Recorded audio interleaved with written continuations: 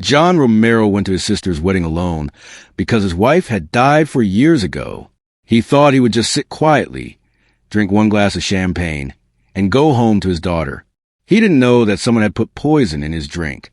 He didn't know that his neighbor Jane Miranda would jump up and scream at him to stop drinking. And he definitely didn't know that this one moment would tell him 3 horrible truths. His wife had been murdered, someone at the wedding wanted him dead too, and the quiet widow living next door was actually a private investigator his dead wife had hired to protect him. Before we continue, please tell us where in the world you're watching from. We love seeing how far our stories travel, and it proves that powerful stories resonate everywhere. John Romero was 38 years old and had been alone for 4 years. His wife Laura had died when their daughter Emma was only 2. The doctor said it was a sudden infection that killed her too fast for medicine to work. On Tuesday, Laura was making breakfast and singing. By Friday, she was in the hospital with tubes everywhere. On Sunday, she was dead. John remembered almost nothing about the funeral, except that he gave a speech he couldn't recall, that he held Emma, who kept asking when Mommy was coming home, and that his mother-in-law screamed at the doctors for not saving her daughter. After Laura died, John's life became very small. Everything shrank down to just 2 things: taking care of Emma and going to work. Every morning he woke up at 6, made breakfast, got Emma ready for daycare, and drove her across town. Then he went to his job at an insurance company where he processed claims in a windowless office. At 5 o'clock, he picked up Emma, took her home, made dinner, gave her a bath, read her a story, and put her to bed. Then he did laundry or dishes or sat on the couch staring at nothing. He did this exact routine every single day for 4 years. People stopped inviting John places after the first year. At first, his friends called to ask if he wanted coffee or movies, but he always said no. Eventually, they stopped calling. His family still invited him to holidays, but he usually made excuses because it was easier to stay home with Emma than sit at a table full of people who felt sorry for him. But when his sister Rebecca called to say she was getting married, John couldn't refuse. Rebecca had been there for him after Laura died. She had stayed at his house for 2 weeks, cooking meals and watching Emma while John sat in his bedroom crying. She had answered phone calls and organized a funeral and held his hand at the cemetery. John owed her everything. So when she asked him to come to her wedding, he said yes. The wedding was on Saturday evening at Lakeside Chapel, about 20 minutes from John's house. John got Emma ready first, putting her in a yellow dress his mother had bought and braiding her hair neatly. The babysitter, Mrs. Chin, arrived at 5 o'clock. She was a grandmother from 3 streets over who watched Emma whenever John needed help. Mrs. Chin told John he looked handsome in a suit, but John didn't feel handsome. He felt tired and awkward. The suit was the same one he'd worn to Laura's funeral and still smelled like mothballs from the closet, but it was his only suit. John kissed Emma goodbye and told her to be good. Emma asked if there would be cake and if he could bring her some. John said maybe and left the chapel. When John arrived at the parking lot, it was already half full. He sat in his car for several minutes watching other guests walk toward the entrance. Everyone came in pairs, husbands and wives, boyfriends and girlfriends, even elderly couples holding hands.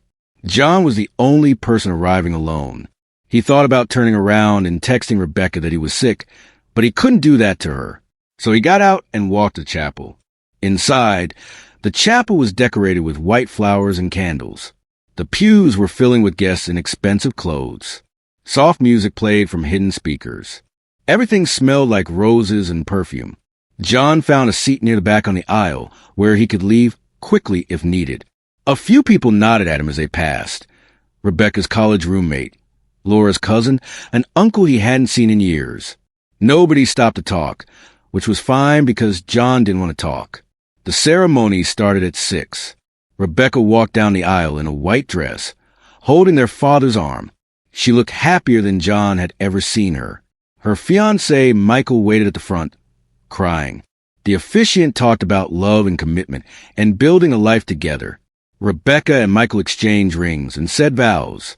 Everyone clapped when they kissed. John clapped too, but his mind was remembering his own wedding.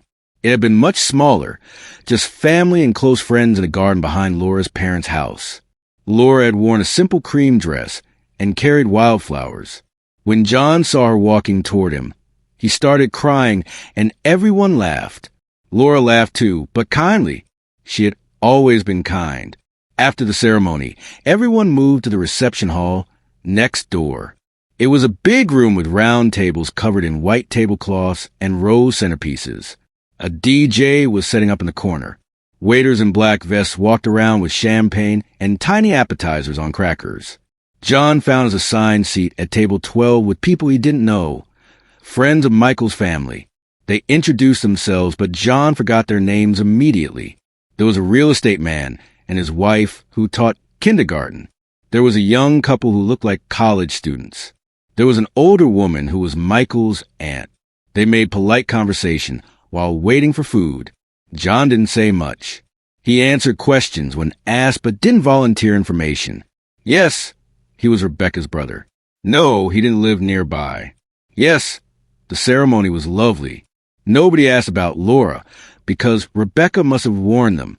The food arrived: salad, then chicken with vegetables, then chocolate cake. John ate because it gave his hand something to do. The people at his table talked about jobs and vacations and a new restaurant downtown. John nodded and smiled at the right times but wasn't really listening. After dinner, the DJ started playing music. Rebecca and Michael danced their first dance while everyone watched.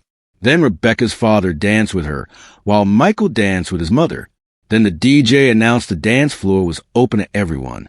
Couples got up and started dancing. The real estate man danced with his wife. The college couple slow danced in the corner. Even Michael's elderly aunt danced with another elderly woman. John stayed seated. The kindergarten teacher asked if he wanted to dance, and he said no thank you. He wasn't feeling well. It wasn't exactly a lie because his stomach felt tight and his head hurt. He checked his phone and saw that Emma had sent a photo of herself in pajamas holding her stuffed rabbit. Mrs. Chun had let her stay up late. John texted back a smiley face. When John looked up from his phone, he saw Jane Miranda sitting at a table across the room.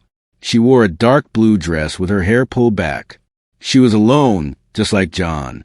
Jane was John's neighbor who lived in the house next to his, the one with the big rose garden. She had moved in about a year ago. John didn't know much about her, except that she was a widow. He had heard this from Mrs. Chun, who knew everything about the neighborhood. Mrs. Chun said Jane's husband had died in an accident, and Jane moved here to start over. John had spoken to Jane maybe 5 or 6 times total. Just quick conversations when they both happened to be outside at the same time. She was always polite, but never stayed to chat long. She seemed like someone who wanted to be left alone, and John understood that feeling. But John was confused about why Jane was here at the wedding. He didn't remember seeing her name on the guest list. He didn't remember Rebecca ever mentioning her. How did Jane even know Rebecca or Michael? And why was she staring at John with such a worried, scared expression? John looked away, uncomfortable. Maybe he was imagining it. A waiter came by with champagne, and John took a glass even though he rarely drank. It seemed like the thing to do since everyone else had one. The DJ turned down the music, and Michael's best man stood up and tapped his fork against his glass. He gave a speech about friendship and loyalty, and how Michael was the luckiest man alive. Everyone laughed and clapped. Then Rebecca's maid of honor gave a speech about how Rebecca had always dreamed of finding true love. More clapping. Finally, Rebecca's father stood up. He was tall with gray hair and a deep voice. He thanked everyone for coming. He welcomed Michael into the family. He said how proud he was of Rebecca and how much he loved her. Then he raised his glass and said, "Please join me in a toast to Rebecca and Michael. May they have a long and happy life together." Everyone said, "To Rebecca and Michael," and raised their glasses. John raised his glass too and brought it toward his lips. And that's when Jane screamed, "Wait, stop!" so loudly that the entire room went silent. Jane's voice cut through the reception hall like a siren, and everyone turned to stare at her. The music stopped. Conversations died mid-sentence. Jane was standing with her chair pushed back and her arm extended, pointing directly at John. Her face was white and her eyes were wild with panic.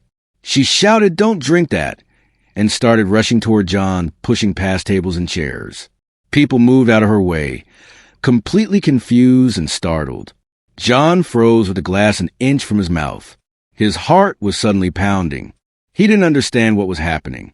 Jane reached his table in seconds and grabbed the champagne glass right out his hand. John asked what she was doing, but his voice came out weak and shaky. Jane didn't answer. She held the glass up to the light and examined it closely. Then she brought it to her nose and sniffed it. Her expression got darker and more serious. Jane said they needed to talk right now. She grabbed John's arm and pulled him to his feet. He was too shocked to resist. Around them, people were murmuring and whispering.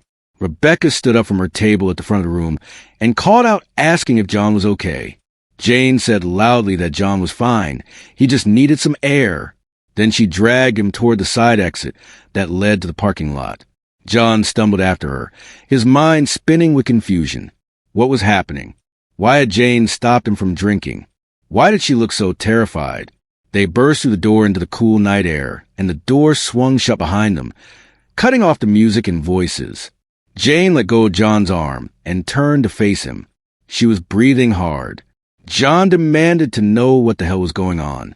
He said she had just embarrassed him in front of everyone, in front of his sister, on her wedding day. Jane replied calmly that she had saved his life. John stared at her and asked what she was talking about. Jane said the champagne had been poisoned, and if John had taken even one sip, he would be dead within an hour. The words didn't make sense to John. He shook his head and said that was insane, that Jane was insane. Jane said she wasn't insane. She said someone had put poison in his drink, the same poison that had killed his wife Laura. John's legs went weak, and he leaned against the wall of the building. He said Laura had died from an infection, that the doctors had said so. Jane interrupted and said the doctors were wrong. She said Laura had been murdered, and that tonight someone had tried to murder John too. John couldn't breathe. The parking lot seemed to tilt sideways. He pressed his back against the wall, trying to steady himself. He told Jane she was lying, but his voice had no strength. Jane said she wasn't lying. She reached into her purse and pulled out a device that looked like a thick pen. She said it was a chemical detector and that she had been monitoring John's drinks all night. John stared at the device, then at Jane, then back at the device. None of this made sense. He started to ask why she would do that and how she could possibly know these things, but he couldn't finish a sentence. His brain felt like it was short-circuiting. Jane said they didn't have much time because whoever poisoned John's drink was probably watching them right now. She said they needed to get John somewhere safe. John asked safe from who? Safe from what? His voice was rising. He demanded to know what was going on. Jane looked over her shoulder at the reception hall door, then back at John. She said that Laura hadn't died from an infection. She explained that Laura had been poisoned with a slow-acting toxin that mimicked the symptoms of sepsis. The doctors never suspected murder because the symptoms looked exactly like a natural illness. By the time Laura was admitted to hospital, it was too late, and there was nothing the doctors could have done. John felt like he might throw up. He said it was impossible. He asked who would want to kill Laura, saying she was just a kindergarten teacher who volunteered at animal shelters and that everyone loved her. Jane said not everyone loved her. She said someone wanted Laura dead, and now they wanted John dead too. John asked why, his voice cracking. He asked why anyone would want to kill him. Jane said it was because of something his wife knew, or something she had, or something she was about to expose. Jane admitted she didn't know all the details yet, because that's what she had been trying to find out. John's mind was racing. This couldn't be real. This had to be a mistake, or a sick joke, or a hallucination. Maybe he was having a nervous breakdown. Maybe the stress of the wedding had finally pushed him over the edge. He told Jane he didn't believe her, didn't believe any of this. Jane's expression softened slightly. She said she knew this was a lot to take in, but that John needed to trust her, because his life depended on it. John let out a harsh laugh and asked why he should trust her. He said he didn't even know her, that she was just his neighbor, and they had barely ever had a conversation. Jane said she knew that, and that there was a reason for it. She paused as if deciding how much to tell him. Then she took a deep breath and said her name wasn't really Jane Miranda. Well, it was now legally, but it wasn't always. She said she was a private investigator and that she had been hired to protect John. John felt like the ground had disappeared beneath his feet. He asked her to protect him from what? Jane said from whoever killed his wife. She explained that someone had been trying to get to John for years, that they had been patient and watching him, and that tonight was supposed to be the night they finally succeeded. John said again that this was insane. But even as he said it, something in his chest was tightening. A cold feeling spread through his body, because deep down, in a place he had never wanted to look, he had always known something was wrong about Laura's death. The doctors had seemed confused. The tests hadn't made sense. Laura had been perfectly healthy one day and dying the next. It had happened so fast, too fast. John asked quietly who had hired Jane. Jane hesitated, then said that John's wife had hired her. John's breath caught in his throat, and he asked what she meant. Jane explained that 3 weeks before Laura died, Laura had come to Jane's office. Laura said she thought someone was trying to kill her. She said she had been getting sick after eating certain meals, and had found evidence that someone had been in their house when they weren't home. Laura was scared but didn't want to go to the police because she didn't know who to trust. So Laura hired Jane to investigate, and Laura made Jane promise that if anything happened to her, Jane would protect John and Emma. John's vision blurred, and he realized he was crying. He asked if Laura knew, if she knew someone was trying to kill her. Jane said gently that yes, Laura knew. Laura tried to stop it, but she ran out of time. John slid down the wall until he was sitting on the ground. He put his head in his hands. For 4 years, he had believed Laura's death was just a terrible accident. Just bad luck. Just one of those horrible things that sometimes happens. And all this time, someone had murdered her. John asked who did it, his voice muffled by his hands. Who killed Laura? Jane admitted she didn't know yet. She said she had been investigating for the past year. And that's why she moved in next door to John. She needed to be close to monitor any threats. She said she had narrowed down the suspects, but hadn't been able to prove anything yet. John looked up at her and asked about the suspects. Who were they? Jane crouched down so she was at eye level with him.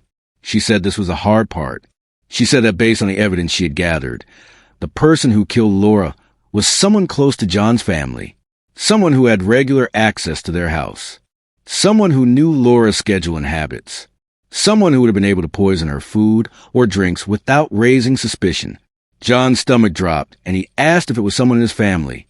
Jane said it was someone in his family or someone close to his family, a friend, a neighbor, a co-worker, someone John trusted. John asked about tonight, who tried to poison him tonight. Jane said she didn't know. She said she didn't see who put the poison in his glass. The champagne was on a tray with dozens of other glasses, and someone could have easily contaminated one glass and made sure it ended up at John's table. It could have been a waiter, a guest, anyone in that room.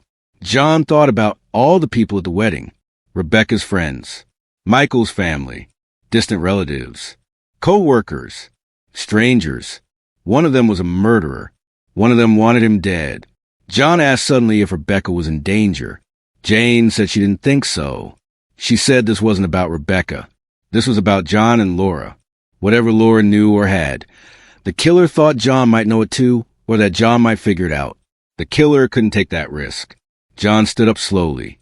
His legs felt shaky, but he managed to stay upright. He asked what they should do. Jane said first they needed to get John somewhere safe. Then they would figure out who was behind this. John said he needed to go home to Emma. He said if someone was trying to kill him, they might go after Emma too. Jane assured him that Emma was safe. She said she had someone watching John's house all night. Then she revealed that the babysitter John used, Mrs. Chun, was actually one of Jane's associates. Mrs. Chun had been protecting Emma, without John knowing. John felt like his entire world had turned upside down. Nothing was what he thought it was. His wife's death wasn't an accident. His neighbor wasn't a widow. His babysitter wasn't just a babysitter. Someone wanted him dead, and he had been walking around completely clueless for 4 years. Jane stood up and offered John her hand. She said they needed to leave before whoever poisoned the drink realized their plan had failed. John took her hand and let her pull him to his feet. His mind was still reeling, but he was starting to understand the gravity of the situation.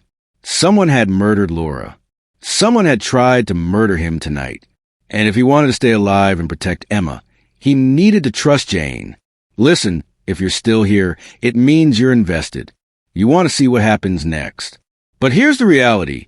Most people watch stories like this and scroll away without subscribing. They enjoy it, then vanish. If this story actually matters to you, if you genuinely care about how it ends, hit that subscribe button. It only takes a second. Otherwise, you'll probably forget this channel exists and miss all the other incredible stories I share. Jane led John to her car, which was parked in a dark corner of the lot away from the streetlights. It was a plain black sedan that looked completely ordinary, but when Jane opened the trunk, John saw that it was filled with equipment he didn't recognize. There were laptops and cameras, and devices with blinking lights. There were files and folders stacked neatly in boxes. This wasn't the car of a grieving widow. This was the car of someone who did serious investigative work. Jane pulled out a tablet and turned it on. The screen showed a live video feed of John's house. He could see his living room, his kitchen, and the upstairs hallway. In the living room, Mrs. Chun sat on the couch reading a book. The timestamp said it was 8:47 p.m. Jane explained that she had installed cameras throughout John's house 6 months ago. She said she needed to monitor who came and went, who had access to his food and belongings, and whether anyone was trying to harm him or Emma. John asked if it was legal to put cameras in someone's house without telling them. Jane said it was absolutely not legal, but that she didn't care about legal right now. She cared about keeping John alive. John stared at the screen, showing his house. He asked how many cameras there were. Jane said there were 12 cameras total, in every room except the bathrooms and bedrooms.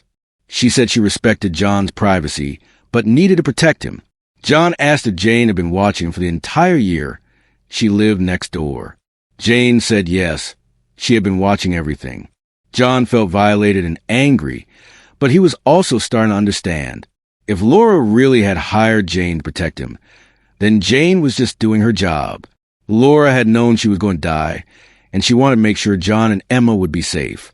The thought made John's chest ache. He asked Jane what she had learned in the past year. What did she know about who killed Laura? Jane closed the trunk and leaned against the car. She said she had learned quite a lot, but it was all circumstantial. She didn't have hard proof yet, which was why she hadn't gone to the police. Jane explained that Laura had been poisoned with a substance called ricin, which came from castor beans. Ricin was extremely toxic and very hard to detect. It could be mixed into food or drinks and would cause symptoms that looked like severe infection. The victim would get sick over several days, and by the time they got to a hospital, their organs would be failing. Most doctors would diagnose it as sepsis or organ failure and never think to test for a poison. John remembered Laura's final days. She had complained of stomach pain and nausea. Then she developed a fever. Then she couldn't breathe properly. The doctors said her kidneys were failing. They said her blood was full of infection. They said they were doing everything they could. And then she died. Jane said that ricin poisoning was almost impossible to prove after death unless someone specifically looked for it. Laura's body had been cremated, so there was no way to go back and test for it now. But Jane had found evidence that someone had purchased castor beans online 3 months before Laura died. The order was placed from an IP address that traced back to a coffee shop near John's house. The credit card used for the purchase was a prepaid card that couldn't be traced to a specific person. John asked how Jane found all this. Jane said she had hacked into Laura's old email accounts and bank records. She had also hacked into the accounts of everyone close to John's family. She admitted it was all highly illegal, but again, she didn't care. Jane continued explaining that after Laura died, someone had broken into John's house twice. The first time was 3 weeks after the funeral. Someone came in while John was at work and Emma was at daycare. They went through Laura's office and took her laptop and several files. The second time was about 6 months later. Someone came in at night while John and Emma were sleeping upstairs. They searched the kitchen and living room, but apparently didn't find what they were looking for because they left empty-handed. John said he never knew about the break-ins. He asked how Jane knew. Jane said she didn't know at the time because she wasn't involved yet, but when she started investigating, she pulled the security footage from John's neighbor's cameras. One neighbor had a camera pointed at John's driveway, and it had captured someone entering the house both times. The person wore dark clothes and a ski mask, so Jane couldn't identify them. John's head was spinning. Someone had been in his house while he slept. Someone had gone through Laura's things. Someone had been searching for something. He asked Jane what they were looking for. Jane said she didn't know for certain, but she had a theory. Jane believed that Laura had discovered something dangerous about someone in John's social circle. Maybe she found evidence of a crime. Maybe she witnessed something she wasn't supposed to see. Maybe she had proof that could destroy someone's life or career. Whatever it was valuable enough that someone was willing to kill Laura to keep it secret. And now that person was afraid that Laura had told John about it, or that Laura had left evidence that John might find. John said he didn't know anything. Laura had never told him about anything dangerous. Jane said Laura probably didn't tell John because she was trying to protect him. She probably thought if John didn't know, he would be safe. But the killer didn't believe that. The killer couldn't take the risk. John asked why the killer waited for years to come after him. If they were so worried about what John knew, why not kill him right away? Jane said she had wondered the same thing. Her theory was that the killer had been watching John all these years, waiting to see if he would discover whatever secret Laura had found. When John showed no signs of knowing anything, the killer probably felt safe. But something must have changed recently. Maybe John did something or said something that made the killer nervous. Maybe the killer just decided it was time to tie up loose ends. John thought back over the past few weeks and months. Had he done anything unusual? Said anything strange? He couldn't think of anything. His life had been exactly the same as always. Work, Emma, home, sleep, repeat. Then Jane said something that made John's blood run cold. She said the timing of tonight's attempt wasn't random. She said weddings were perfect opportunities for murder because there were so many people and so much chaos. Nobody would remember who served which drink or who stood near which table. And if John had died tonight, it would have looked like a heart attack or allergic reaction. Just another tragedy for the Romero family. But there was something else that made tonight significant. Jane had recently made progress in her investigation. 2 weeks ago, she had finally identified 3 prime suspects. 3 people who had the means, motive, and opportunity to kill Laura. She had been planning to confront them soon. Someone must have found out that Jane was getting close. That's why they decided to act now. John asked who the 3 suspects were. Jane hesitated. She said she didn't want to tell him yet because she didn't have proof and she didn't want John to do anything rash. But John insisted. He said he had a right to know who might have killed his wife. Jane sighed and pulled out her phone. She showed John a document with 3 names and photos. The first name made John's heart stop. It was David Chun, Mrs. Chen's son. David was a pharmaceutical rep who had access to all kinds of chemicals and drugs. He had been friends with Laura and had visited their house regularly. The second name was Patricia Morrison, Rebecca's best friend from college. Patricia worked as a lab technician at a research facility. She also had access to dangerous chemicals. She had been very close to Rebecca and had spent a lot of time at family gatherings where Laura was present. The third name was the one that hurt the most. It was Marcus Romero, John's own cousin. Marcus was a doctor who specialized in toxicology. He would have known exactly how to poison someone without getting caught. He had been at every family event, every holiday dinner, every birthday party. John felt sick. These were people he knew, people he trusted, people who had been part of his life for years. One of them had killed Laura. One of them had tried to kill him tonight. He asked Jane which one she thought it was. Jane said she didn't know yet. All 3 had suspicious behavior in the months before and after Laura's death. All 3 had the knowledge and access to obtain ricin. All 3 had made unusual financial transactions around the same time. But Jane needed more evidence to prove which one was guilty, or if maybe all 3 were involved together.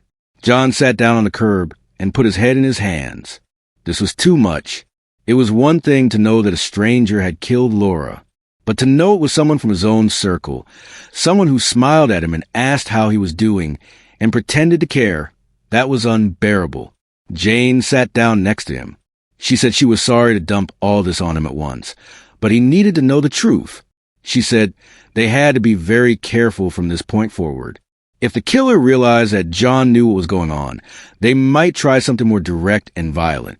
Jane said she needed John to act completely normal, to not confront anyone or ask suspicious questions, and to let her continue the investigation. John asked what Jane needed from him. Jane said she needed John to think back over the past 4 years. She needed him to remember if Laura had ever mentioned anything unusual about David, Patricia, or Marcus. She needed him to remember if Laura had seemed scared or worried in the weeks before she died. She needed any detail, no matter how small. John closed his eyes and tried to remember. Laura's last weeks were mostly a blur in his memory. She had been busy with work and with taking care of Emma. She had seemed tired, but she always seemed tired because being a kindergarten teacher was exhausting. Had she seemed scared? John wasn't sure. Maybe. There was one night when John woke up and found Laura sitting in the kitchen at 3 a.m, just staring at her phone. When he asked if she was okay, she said yes and came back to bed. But now that he thought about it, she had seemed tense, worried. John told Jane about this memory. Jane asked if he knew what Laura was looking at on her phone. John said no. Laura's phone had been lost or stolen right after she died. The hospital said they had given it back to him with her other belongings, but it wasn't in the bag. John had assumed it got misplaced in all the chaos. Jane's eyes lit up. She said the phone was probably very important. Whoever killed Laura probably stole it because it contained evidence. She asked if John had ever tried to access Laura's phone records or cloud backups. John said no. He hadn't thought to do that. He had been too devastated to think about anything practical. Jane said this was good news because it meant the information might still exist. She said she would hack into Laura's phone carrier and cloud accounts to see if she could recover any deleted messages, photos, or files. If Laura had discovered something dangerous, she might have documented on her phone. John felt a small flicker of hope. Maybe they could actually figure this out. Maybe they could prove who killed Laura and make them pay for it. But that hope was immediately crushed by fear. If they got close to exposing the killer would definitely try to stop them. John and Emma would be in even more danger than they already were. As if reading his mind, Jane said that from now on, John and Emma needed to stay under constant protection. Mrs. Chin would continue watching Emma whenever John was gone. Jane would stay close to John at all times, and they would both be armed with tracking devices and emergency alert systems. If anything happened, Jane would know immediately. John asked if he should take Emma and leave town, go somewhere safe until this was over. Jane said that would be the worst thing to do because it would alert the killer that John knew something was wrong. The killer would either follow them or disappear forever, and they would never get justice for Laura. No, they had to stay and act normal while Jane worked to gather the final pieces of evidence. John understood the logic, but he hated it. He hated putting Emma in danger. He hated pretending everything was fine when a murderer was walking free. He hated all of it. But he agreed to Jane's plan, because what choice did he have? John and Jane sat in the parking lot for another 20 minutes, talking to the details of how the next few days would work. Jane said John needed to go back into the reception hall and act like nothing had happened. He needed to congratulate Rebecca, smile for photos, and make small talk with relatives. He needed to seem perfectly normal, even though his entire world had just been turned upside down. John said he didn't think he could do it. He said he couldn't go back in there and shake hands with people knowing that one of them might be a killer. Jane said he could, and he had to. She said Laura had been brave enough to hire a private investigator to protect her family even while she was dying. The least John could do was be brave enough to honor her sacrifice. That struck a nerve. John thought about Laura in those final weeks. Sick and scared, knowing someone was poisoning her but trying to protect him anyway. She had been so strong. He needed to be strong too. So John took a deep breath and stood up. Jane stood with him. She said she would go back inside first and return to her table. Then John would come in a few minutes later. If anyone asked why they had left, John should say he felt faint and Jane had helped him get some air. That was it. Simple and believable. Jane walked toward the reception hall entrance, and John waited by the car. He used those few minutes to compose himself. He wiped his eyes, straightened his suit, and practiced smiling in the side mirror of Jane's car. He looked terrible, pale and exhausted with red eyes. But maybe people would just think he was emotional about his sister's wedding. When enough time had passed, John walked back into the reception hall. The music was playing again, and people were dancing. It was like his entire life-changing conversation with Jane had never happened. Rebecca was laughing with Michael on the dance floor. Guests were eating cake and drinking coffee. Everything looked so normal. John made his way back to his table. The people sitting there asked if he was all right. John said yes. He had just felt a bit lightheaded, but was fine now. They seemed to accept this and went back to their conversations. John scanned the room looking for the three suspects. There was David Chun near the bar, talking to another guest. There was Patricia Morrison at Rebecca's table, taking photos with the bridesmaids. And there was Marcus Romero on the dance floor with his wife. All three of them looked completely ordinary, harmless, innocent. John felt rage building in his chest. One of these people had killed Laura. One of them had tried to kill him tonight. And they were just standing there smiling and dancing like they hadn't destroyed his life. But he couldn't do anything about it. Not yet. So he sat at his table and ate a piece of cake he didn't taste and smiled at people he didn't care about. After an hour, the reception started to wind down. Elderly guests were leaving. Parents with young children were heading out. Rebecca and Michael cut the cake and tossed a bouquet and did all the traditional wedding things. John participated when expected, but otherwise tried to be invisible. Finally, around 10 o'clock, Rebecca came over to John's table. She hugged him and thanked him for coming. She said it meant the world to her, that he was there. John hugged her back and told her he was happy for her, which was true. Despite everything else, he genuinely wanted Rebecca to be happy. Rebecca asked if he was feeling better. She said people had told her that John got dizzy earlier. John said yes. He was fine, probably just didn't eat enough before the wedding. Rebecca accepted this and didn't push. She kissed him on the cheek and went back to mingling with her guests. John decided it was safe to leave. He said goodbye to the people at his table and made his way toward the exit. As he passed Jane's table, he caught her eye. She gave him a tiny nod. The message was clear. Go home. Act normal. We'll talk tomorrow. John drove home in a daze. The streets were quiet and dark. His mind kept replaying everything Jane had told him. Laura was murdered. Someone tried to kill him. 3 possible suspects. Evidence hidden somewhere. A year-long investigation. It all felt like a nightmare. When John got home, Mrs. Chun was still on the couch reading. Emma was asleep upstairs. Mrs. Chun asked how the wedding was, and John said it was lovely. She seemed pleased and gathered her things to leave. John thanked her and paid her for the evening. After Mrs. Chun left, John went upstairs and checked on Emma. She was curled up under her blankets, hugging her stuffed rabbit. She looked so peaceful and innocent. John's heart ached looking at her. She had already lost her mother. She couldn't lose her father, too. John went to his own bedroom and sat on the edge of the bed. He was exhausted but knew he wouldn't be able to sleep. His mind was racing too fast. He thought about Laura, about the last time he saw her alive.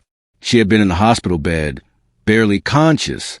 He had held her hand and told her he loved her. She had tried to smile, but was too weak. And then she closed her eyes and never opened them again. Had she known she was dying? Had she known it was murder?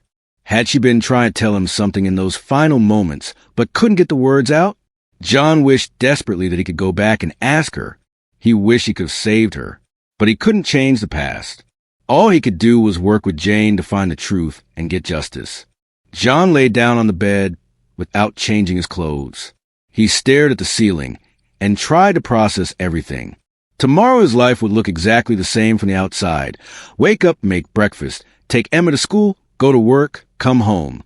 But everything was different now. He wasn't just a grieving widower trying to survive. He was a target. He was in danger. And and he was going to fight back. For the first time in 4 years, John felt something other than numbness. He felt anger. He felt determination. He felt purpose. Laura had tried to protect him. Jane was trying to protect him. Now it was time for John to protect himself and his daughter.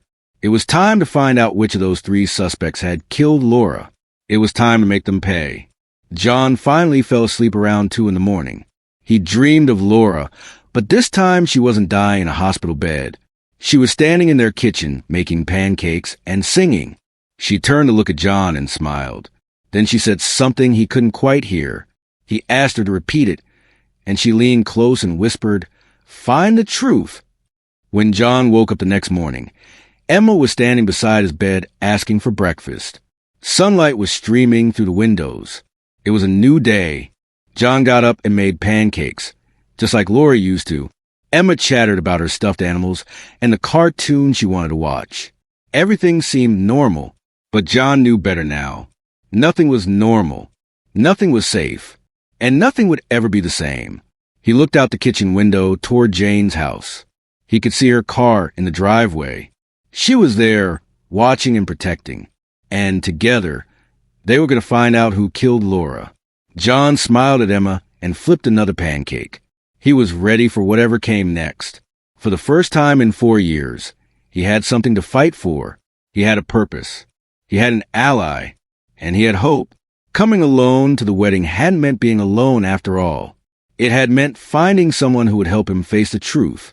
And now the real work would begin. Trust your instincts and seek truth. John's story teaches us that grief can blind us to important truths, and sometimes the hardest questions are the ones we need to ask. When something feels wrong, whether an unexplained death, a sudden illness, or suspicious circumstances, it's important to trust your instincts and seek answers rather than accepting convenient explanations. This story also reminds us that asking for help is not weakness but wisdom, just as Laura did when she hired Jane to protect her family. In real life, if you suspect foul play or feel unsafe, document everything. Tell trusted people about your concerns, and don't hesitate to contact authorities or professional investigators. Most importantly, protect your loved ones by being aware of who has access to your home and life, because the people closest to us can sometimes be the ones we should watch most carefully. Remember, closure begins with truth, and justice starts with courage. So here's the real question. Did you subscribe yet? Thousands of people will listen to this story and won't subscribe. Please don't be that person. If you're listening right now, help me prove something wrong. My dad said I wouldn't even reach 1,000 subscribers, but I believe stories like this deserve to be heard. Help me show him that these tales matter. Please subscribe to this channel, and let's keep breathing life into stories that were never meant to stay silent. And here's what I need to know. Do you want part 2?